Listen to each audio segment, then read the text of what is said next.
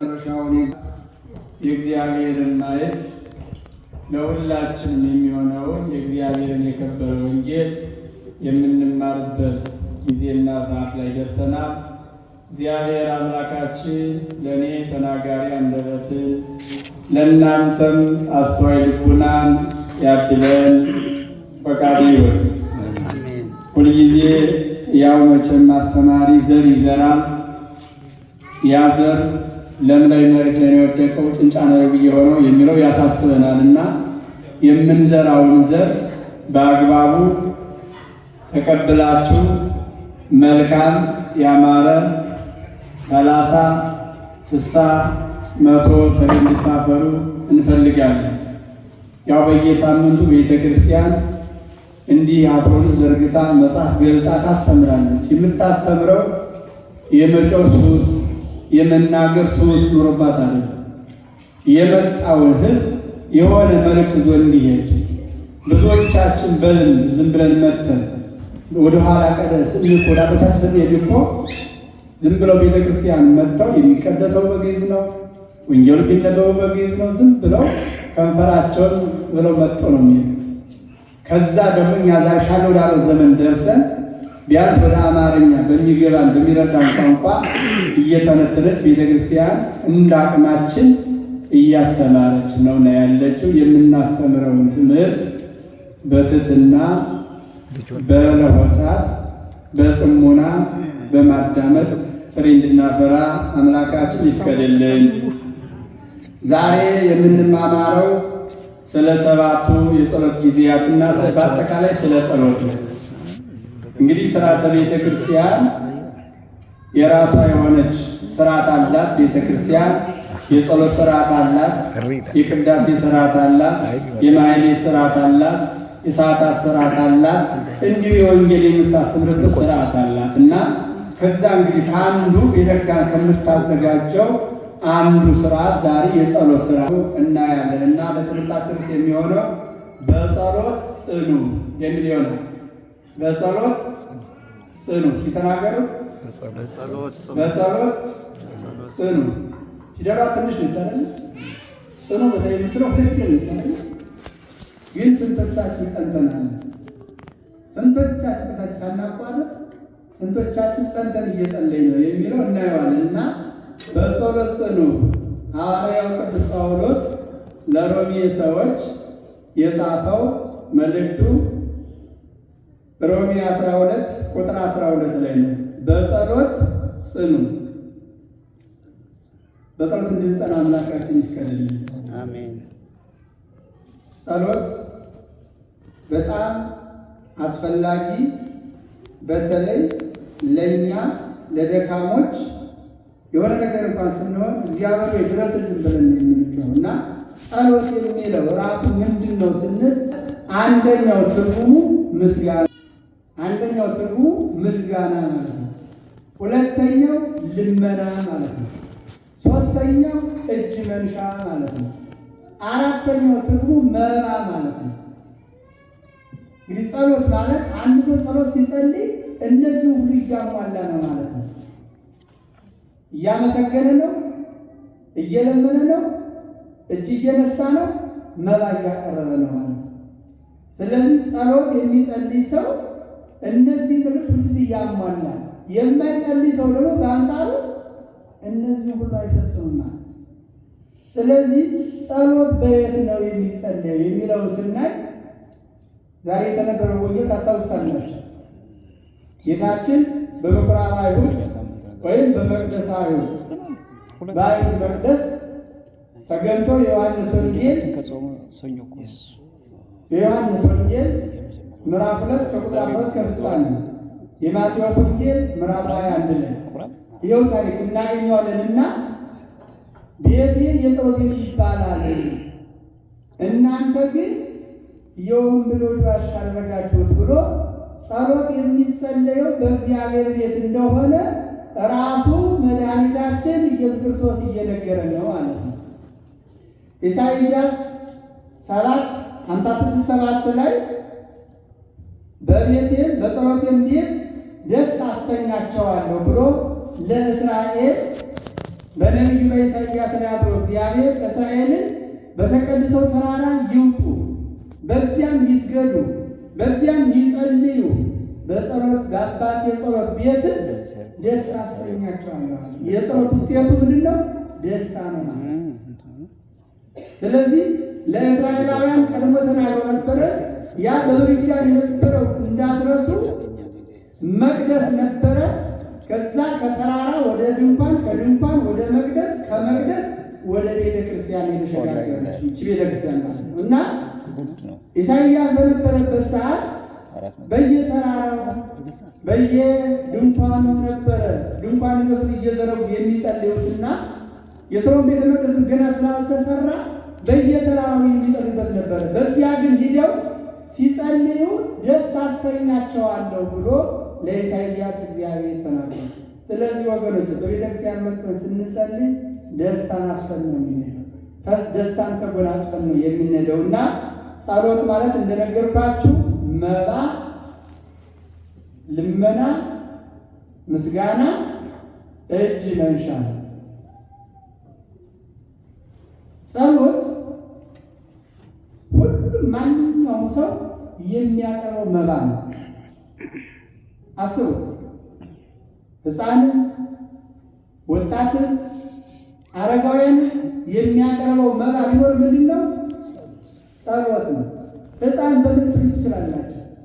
ሕፃን በምድር በእናቶቻቸው ጀርባ መጥተው ታላቅ ጀምሮ ምን ያደርጋሉ? ፈጣሪያቸውን ያመሰግናሉ። ክርስትና ታስታውሳላችሁ።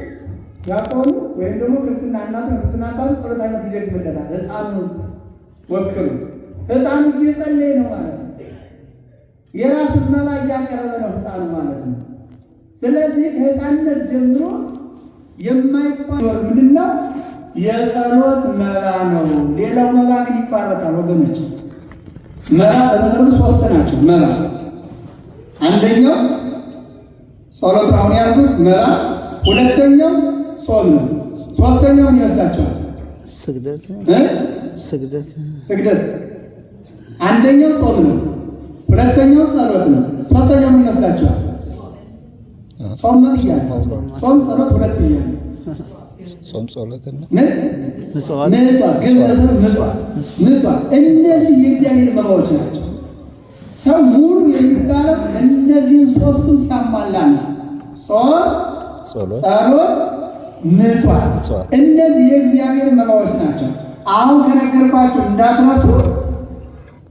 ከልጅነት እስከ አረፍተ ዘመን እስከሚገታን ድረስ የማይቋረጥ መባ ምንድን ነው? ጾም፣ ጸሎት እና መባ ይቋረጣል። በምን ነው? ልጆች ያሰሩታል አይመስልም? ያ ጊዜ በሞተው እንደገና መባ ወደ እግዚአብሔር የሚቀርበው ሁለተኛው ጾም ነው ብለናል። ልጆች ይጾማሉ እንዴ? አይጾሙ። ስለማይጾሙ በዚህ ይቋረጣል። ጸሎት ግን አይቋረጥም። እንደገና ሰው ከሸመገለ በኋላ ካረጀ በኋላ አቅም ከማጠጠ በኋላ መጾም ይችላል? አይችልም። ግን ምን ማድረግ ይችላል? መጸለይ አባላችሁ መጸለይ ይችላል። በተኛበቱ ነው ያን መባውን እያቀረበ ነው ማለት ነው። ጾም ይላል አባቶቻችን፣ ጾም የሥጋ መባ ነው ይላል። የምን መባ ነው? ምን ይመስላችሁ? የሥጋ መባ ማለት የሥጋ መባ ማለት ሥጋ ካልበላ ምን እያደረገ ነው? መባ ለፈጣሪ እያቀረበ ነው። ሥጋ ሲጾም መብላቱን ሲያቆም ጾም የሥጋ መባ ነው። ጸሎት ደግሞ የነፍስ መባ ነው። የተረዳችሁ ነው? ድርገሙ ጾም የሥጋ መባ ነው። እንጾም በሥጋችን አይደለም። ሥጋችን እንዲህ ነው። ሥጋችን እደባደባለሁ ያለው ኃይሉ እንዲደክም ብዙ ነገር እሰራለሁ የሚለው ሁሉ እንዲገታ አይደለም። ስለዚህ ጾም የሥጋ መባ ነው። ጸሎት ደግሞ የነፍስ መባ ነው። ስትጸልይ የሚደሰት ማን ነው? ነፍሳችን ትደሰት። ስለዚህ ጸሎት የነፍስ መባ ነው። ምጽዋት ምጽዋት የማን መባ ነው?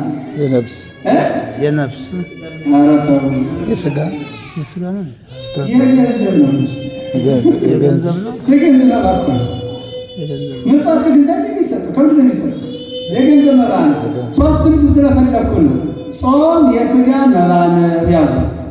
ጸሎት የነፍስ መባ ነው። ምጽዋት ደግሞ የገንዘብ መባ ነው። እነዚህ ሶስት ሁሉ የሰጠ ማን ነው?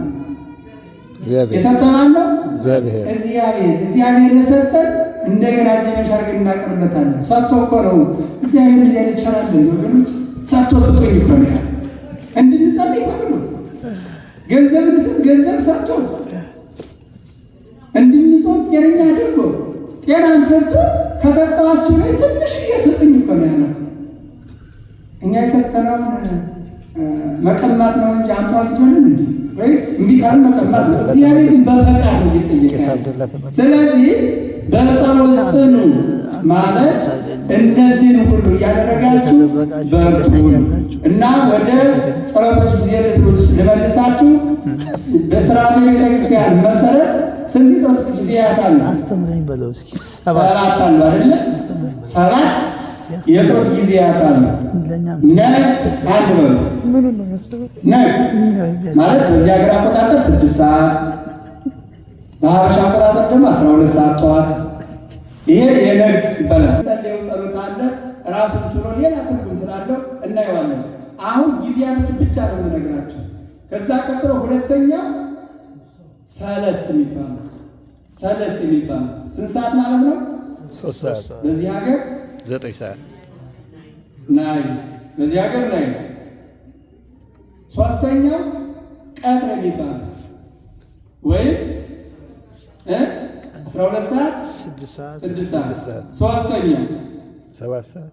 አራተኛው 12 ሰዓት 9 ሰዓት። አራተኛው 9 ሰዓት። አምስተኛው 11 ወይም 12 ሰርክ የሚለው ከ11 ጀምሮ 11ም 12ም ሁለቱም ይሆናል። አምስተኛው 12 አለ አይደለ? ስድስተኛው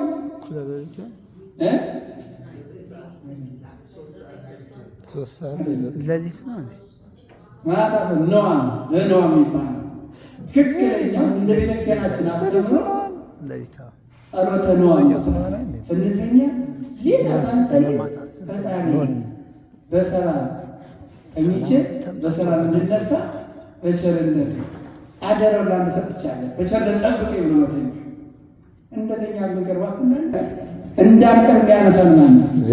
እግዚአብሔር ነው። እንዲህ ብሎ መጸለይ ያስፈልጋል። ይሄ ስድስተኛው ነው። ሰባተኛው ሌሊት መንፈቅ ሌሊት የምንለው ወይም በዚህ ሀገር አቆጣጠር 12 ሰዓት። እነዚህ 7 የጸሎት ጊዜያት አሉ። በእነዚህ ተግተን ስንጸልይ የምናሟላቸው ነገሮች አሉ፣ መስፈርቶች አሉ። መስፈርቶቹ ምንድን ናቸው? አንደኛ በእምነት የምንጸልየው ጸሎት እንደሚያድነን፣ ዋጋ እንደምናገኝበት፣ በረከት እንደምናገኝበት፣ ድነት እንደምናገኝበት፣ ፈውስ እንደምናገኝበት፣ ከጠላት እንደምንድንበት አምነን ነው መጸለይ ያለን። አምናችሁ የጌታ ስም ብትጠሩ ምን ትላላችሁ? አምነ የጌታ ስም የሚጠራ ሁሉ ይድናል ተብሏል።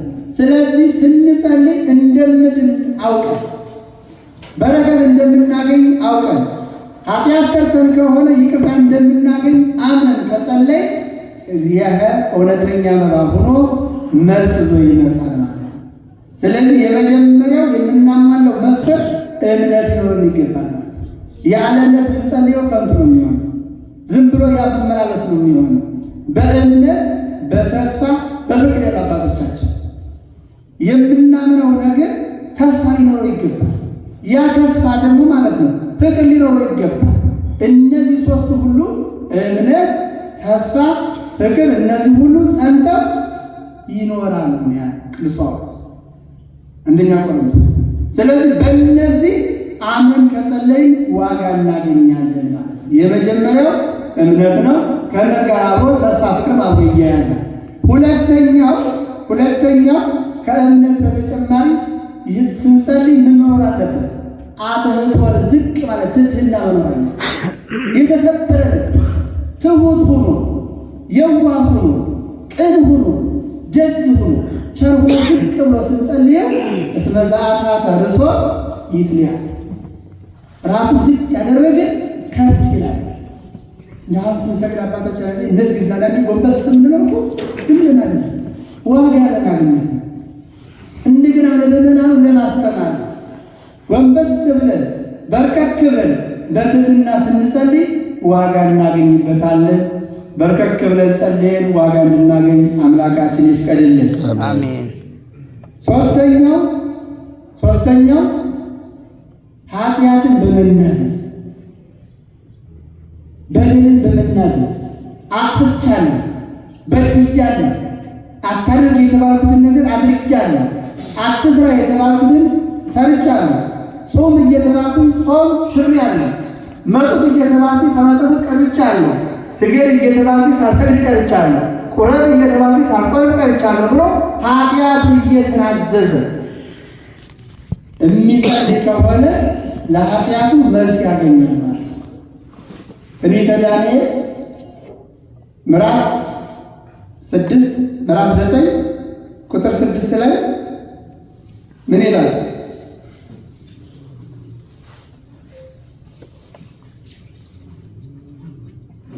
አቤቱ እግዚአብሔር ሆይ ይላል ዳንኤል፣ ነቢዩ ዳንኤል እስራኤላውያንን ወክሎ እኛ በአንተ ፊት በደልን፣ አንተን አሳዘንን፣ ኃጢአት ሰራን፣ እባክህ ኃጢአታችንን በደላችንን ይቅር በለን አትቁጠርብን እያለ ወደ ፈጣሪው ጸሎት አቀረበ። ማን? ነቢዩ ዳንኤል። ዳንኤል ሲባል አስታውሱ፣ የተኛችሁ ነው። ዳንኤል ሲባል ታስታውሳላችሁ ሁልጊዜ።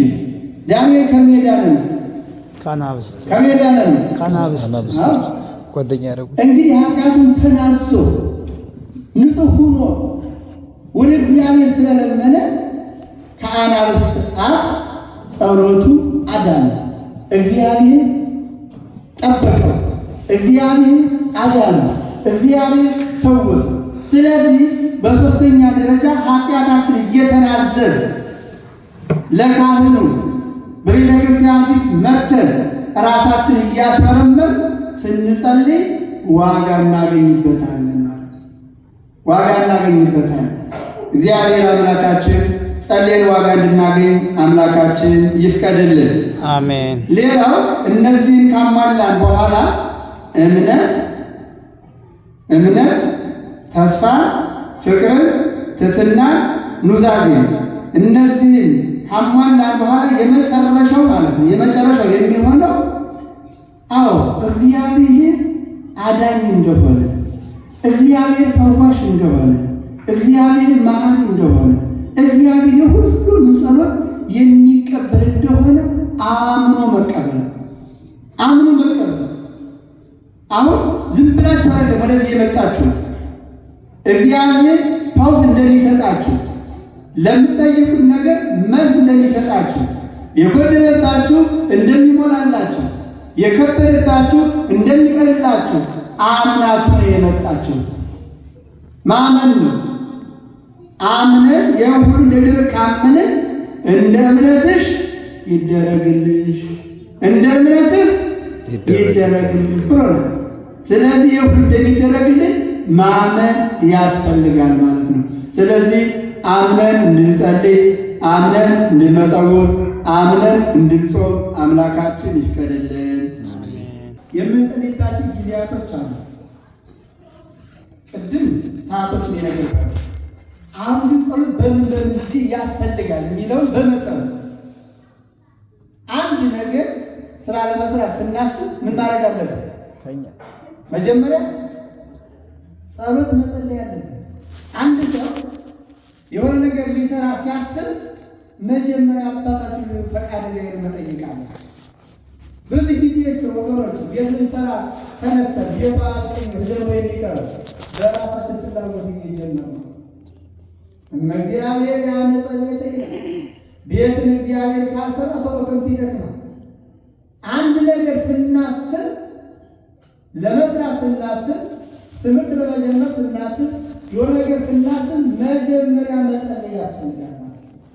ከማንኛውም በፊት ቅድሚያ የሚያስፈልገው ጸሎት ነው። ብዙ ነገር ባይፈልግም እግዚአብሔር ፈቃድ ይሁን ማለት ፈቃድ ይሁን።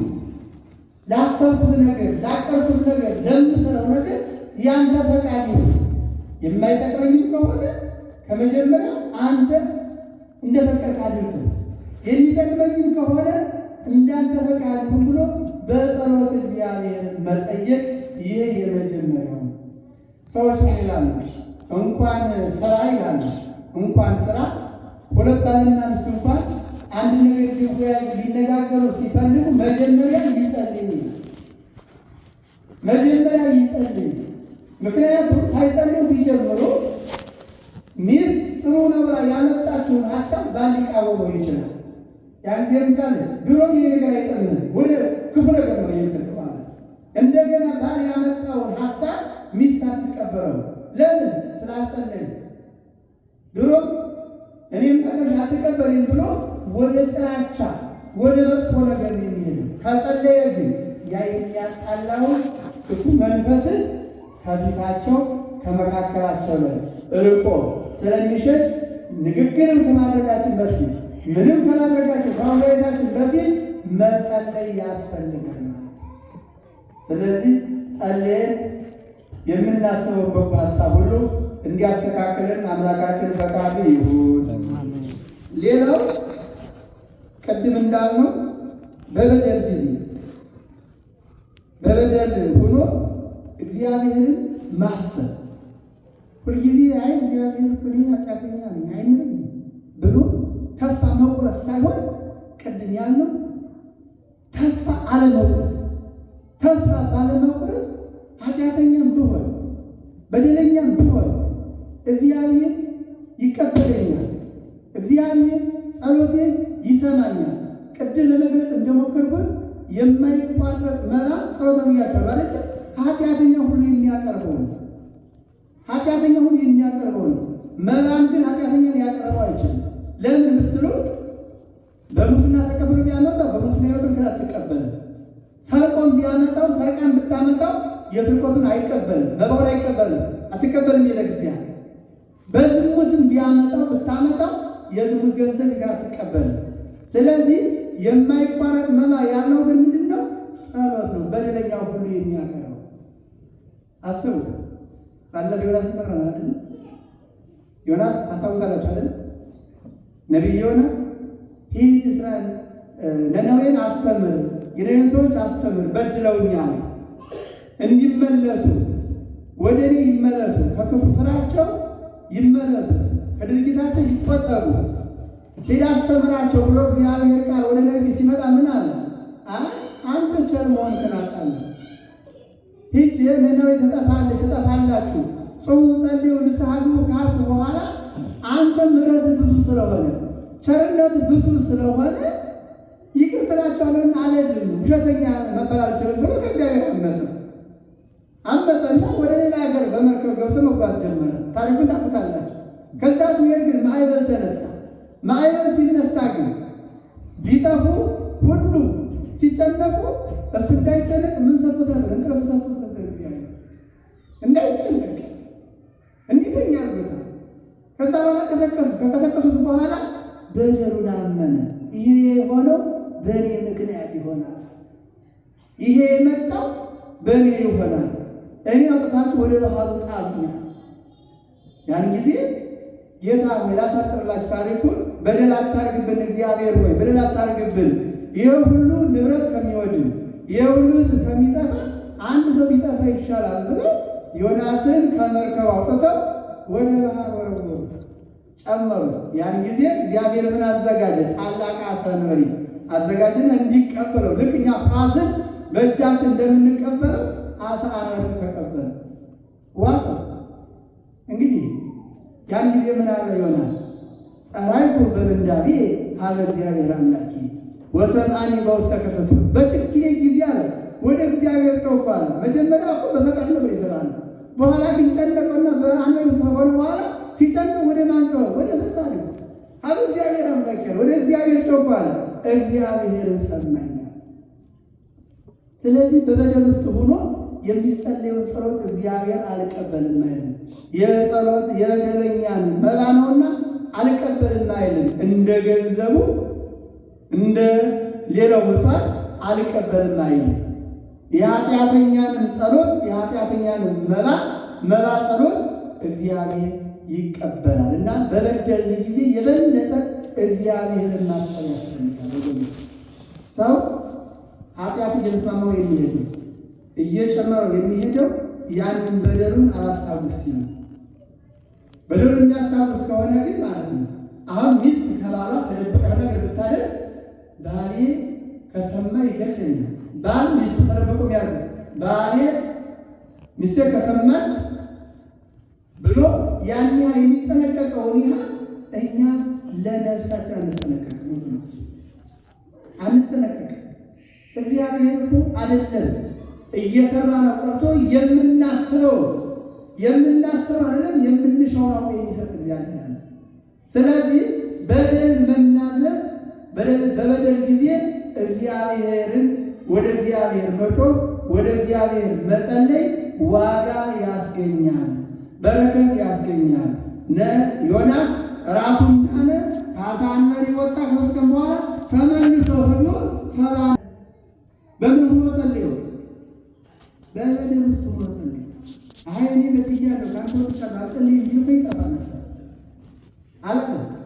ስለዚህ እኛም በጊዜያችን ማለት እንበድላለን። እግዚአብሔር ግን መሐሪ ነህና ማረን፣ ይቅር ባይ ነህና ይቅር በለን ብለን እግዚአብሔርን ከለመንነው እግዚአብሔር የለመኑትን የማይረሳ የነገሩትን የማይረሳ ቸር አምላክ ስለሆነ ዮናስን እንዳዳነ ዮናስን ይቅር እንዳለ እኛንም ይቅር እንዲለን አምላካችን ፈቃዱ ይሁን።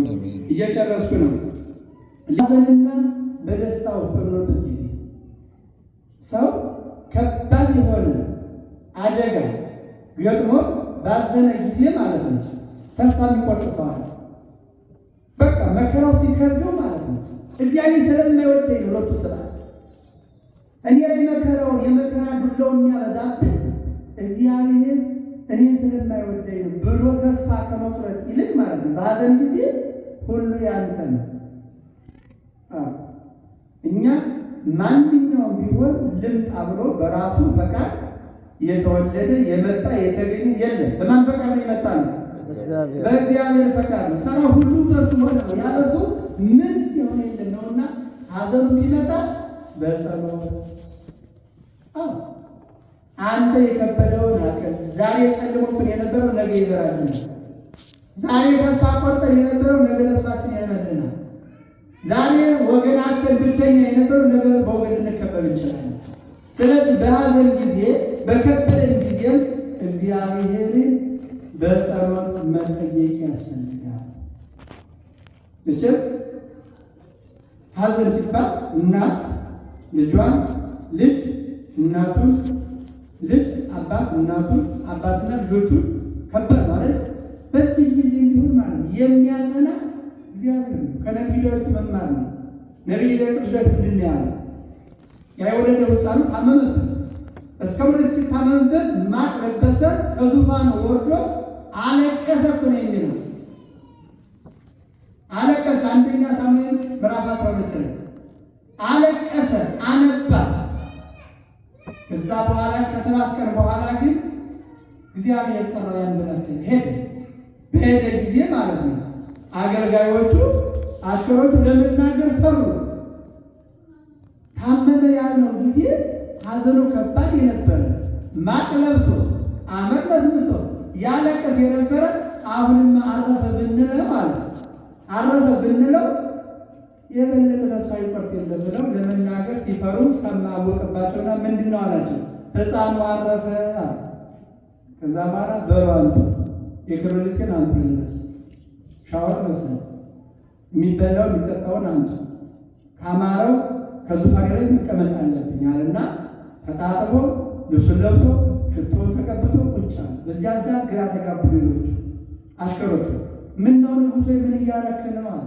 እንዴ እስካሁን እኮ ያዘንኩት አለ፣ ያለቀስኩት፣ ማቅ የለበስኩት፣ አመድ የነሰነስኩት እግዚአብሔር ይምርልኝ ከሆነ ይፈውስልኝ ከሆነ ያድንልኝ ከሆነ ብዬ ጠየቅኩት።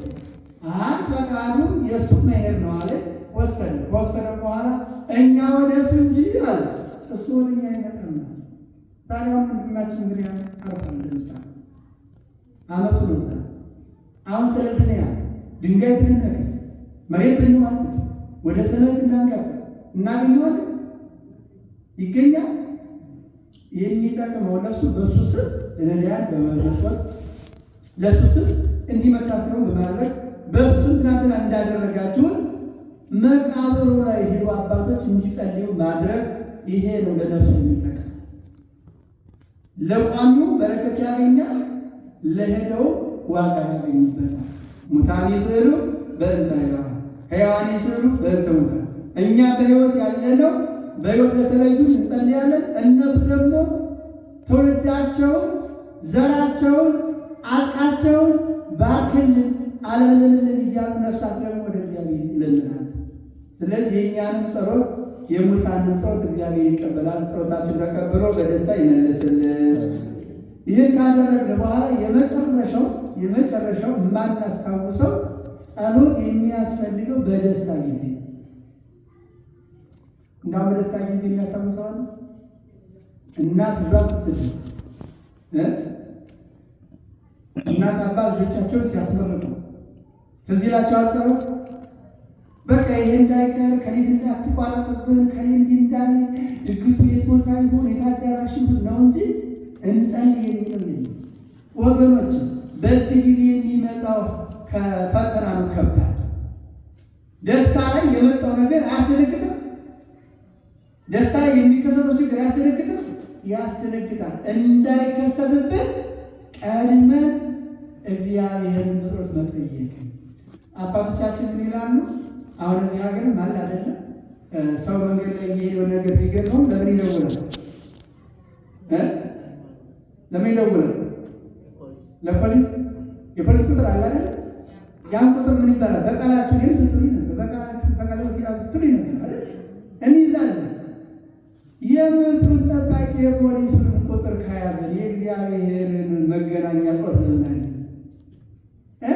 አባታችሁ ላይ እኮ የእግዚአብሔር መገናኛ እኮ ሌላ ጾት ማለት ነው። አባታችን ሆይ በሰማያት የምትኖር ስምህ ይቀደስ፣ መንግሥትህ ትምጣ፣ ፈቃድህ በሰማይ እንዲሁ በምድር ትሁን ብሎ የዕለት እንጀራችንን ስጠን ዛሬ፣ የበደሉንን ይቅር እንደምንል አንተም ይቅር በለን ብለን እኮ እግዚአብሔር ማለት ነው ለእሱ አደራ ከሰጠነው ያ ያሰብነው ጉዳይ ሁሉ በሰላም ይጀመራል፣ በሰላም ይጠናቀቃል። በደስታ ጊዜ ግን ስንቶቻችን እግዚአብሔር እናስታውሰዋለን? ስንቶቻችን ጸልየን ነው ወደ ዝግጅት የምንገባው? ስለዚህ ትልቅ ጸሎት የሚያስፈልገው ከምንም በላይ በደስታ ጊዜ ጸሎት ያስፈልጋል። አንድ ሰው ቤት ሰርቶ ሲያስመርቅ ከማስመረቁ በፊት ካህናትን ወስዶ ዲያቆናትን ወስዶ ድርሳነ ሚካኤል ተጸልዮበት አባቶች ጸልዮበት ቤቱ ሊገባበት ቤቱ የሰላም ይሆናል፣ ቤቱ የበረከት ይሆናል። ስመ እግዚአብሔር የሚጠራበት ልጆች ተወልደው የሚያድጉበት የሚዳሩበት የሚኳሉበት የሰላም የፍቅር የደስታ ቤት ይሆናል። ይሄንን ለማድረግ ቀድሞ ቤት ጨርሻለሁ ልግባ ብሎ ከመግባት ይልቅ መጸለይ ይቀድማል እና በእነዚህ ጊዜያቶች ሁሉ ጸልየን ዋጋ እንድናገኝ አምላካችን ይፍቀድልን። ወደ ዛሬ ወንጌል ስመልሳችሁ እንግዲህ ቤቴ የምን የጸሎት ቤት ይባላል አይደል? ቤቴ የጸሎት ቤት ይባላል። ያ ቤት ባለፈ እንደነገርኳችሁ የእግዚአብሔር ቤት የሚባለው በሶስት ይፈታል ብያችኋለሁ። አንዱ ይሄ የምንጸልይበት የእግዚአብሔር ቤተ መቅደስ ነው አንዱ። ሁለተኛው የእያንዳንዳችን አካል ነው። ሶስተኛው የኔና የእናንተ ህብረት ነው። ስለዚህ ቤቴን የጸሎት የወንበዴዎች ዋሻ አደረጋችሁታል ካለ ቤተ መቅደስ ዛሬ የመገበያያ የሌላ ነገር እየሆነ እንዳይሆን እንጠብቃት ይገባል ቤተክርስቲያን። በሁለተኛው ጉባኤ ተብሎ በጉባኤ ስም የተለያየ የማይገቡ ነገሮች ይደረጋሉ። እነዚያ ሁሉ እንጠብቃቸው ይገባል። እነዚያ ሁሉ ያልተገቡ ነገሮች ወንበዴዎች ናቸው ማለት ነው። ሶስተኛውና የመጨረሻው እያንዳንዳችን ቤተ መቅደስ የወንበዴዎች ዋሻ ከተባለ በእኛ ቤተ መቅደስ ማን የተናነሰበት ያለ ጾም ነው፣ ጸሎት ነው፣ ስግደት ነው፣ ስጋ ወደሙ ነው። ምንድነው እያደረግንበት የእኛም ቤተ መቅደስ? ይህን ካላደረግን ወንበዴዎች እየጨፈሩበት ነው። ወንበዴዎች አጋንንት እንደፈለጉ በዓለም እንድንጨፍር፣ እንድንተኛ፣ እንድንዘል፣ አስራት እንድናስቀር፣ እንዳንመጸውት፣ እንዳንጸልይ፣ እንዳንሰግድ የሚያደርጉ ወንበዴዎች አጋንንት ተቆጣጥረውናል ማለት ነው። ስለዚህ ከዚህ ለመዳን ቤቴ የጸሎት ቤት ነው። ቤታችን ከዛሬ ጀምሮ የጸሎት ቤት አድርገን ሰውነታችን በንጽህና በቅድስና ይዘን የጸሎት ቤት እንድናደርግ የዛሬው ወንጌል መልእክት ነው። ይህንን መልእክት ሰምቶ ብቻ መሄድ ሳይሆን ከዛሬ ጀምሮ የተጣላን ታርቀን፣ የበደልን ክሰን፣ የቀማን መልሰን፣ እስካሁን የማንጸልይ ካለን እንድንጸልይ፣ የማንሰግድ ካለን እንድንሰግድ፣ የማንመጸውት ካለን እንድንመጸውት፣ የማንጾም ካለን እንድንጾም ከዛሬ ወንጌል እንማራለን እና ስለዚህ እውነተኛው ሰውነታችን ቤተ መቅደስ አድርገን ተቀድሰን ተባርከን እንድንሄድ እግዚአብሔር አምላካችን ፈቃዱ ይሁን። ስለዚህ 7 እጥፍ ጊዜያቶች አሉ። ከሚቀጥለው ጀምሮ የነግ ምን ስለምን የሚጸለይ የሚለው የሶስት ስለምን ነው የሚለው የሰባቱ ሁሉ እያንዳንዳቸውን ለማየት እንሞክራለን። ያስተማረን አምላክ ስሙ የተመሰገነ ይሁን። በጸሎት ጽኑ። ረገሳችን ይህንን ያለው ማን ነው? ማን ያለኝ?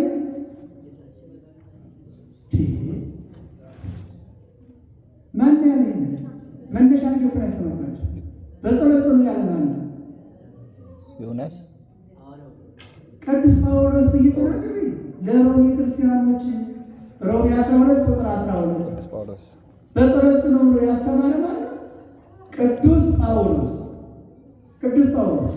ስለዚህ ለነበሩት ክርስቲያኖች ቅዱስ ጳውሎስ በጸሎት ጽኑ ብሎ አስተማረ። እኔ ደግሞ እናንተ እያስተማርኩ በጸሎት ጽኑ እያልኩ እያስተማርኩ። ስለዚህ በጸሎት እንጽና፣ እንበርታ፣ ሁላችንንም እንነቃቃ። የጠፉትን እንፈልጋቸው ይምጡ። እንዲህ በእግዚአብሔር ቤት መጥተን ሰውነታችን አስባርከን ተባርከን በረከተ ሥጋ በረከተ ነፍስ አግኝተን እንድንሄድ በጸሎት እንጽና። ወስብሐት ለእግዚአብሔር። ቃልዎት ያሰማልን። ቃልዎት ያሰማልን። በጸሎት እንነሳ።